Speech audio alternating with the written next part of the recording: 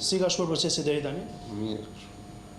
Okej, unë besoj mund ta kryej gjithë procesin edhe me kamera, është krejt normal që të përcjell ndonjë mesazh për qytetarët. Veprimi i parë që bëjmë është çekimi i ID-s ose pasaportës për të parë më pas nëse korrespondon me personin apo qytetarin i cili do të votojë. Hapi i dytë cili është? Djathtë. Të madhin. Në rregull.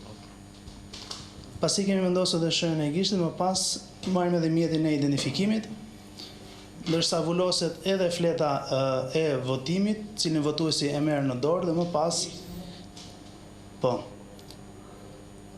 mos harrojmë gjithmonë edhe shenjën në gisht, se ndoshta mund të votojmë ose të tentojmë të votojmë për herë të dytë, gjë për të cilën është ndaluar dhe që ndalohet dhe ka dhe penalitete me ligj. Okej, tani jam në rregull, besoj mund të shkoj të votoj.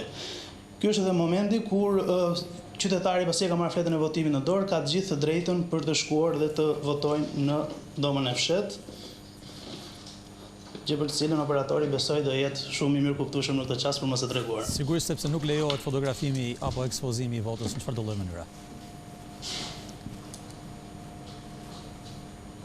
Ky pra është procesi që po e shpjegon kolegu Ermal Qori, i cili në këtë moment po voton edhe vetë. Pra, një shembull i pastër i drejt për drejt edhe për gjithë ata cilët nuk kanë shkuar deri në këtë momente që të votojnë, njëkohësisht dhe për ata që mund të kenë qoftë edhe pikpyetje më të vogël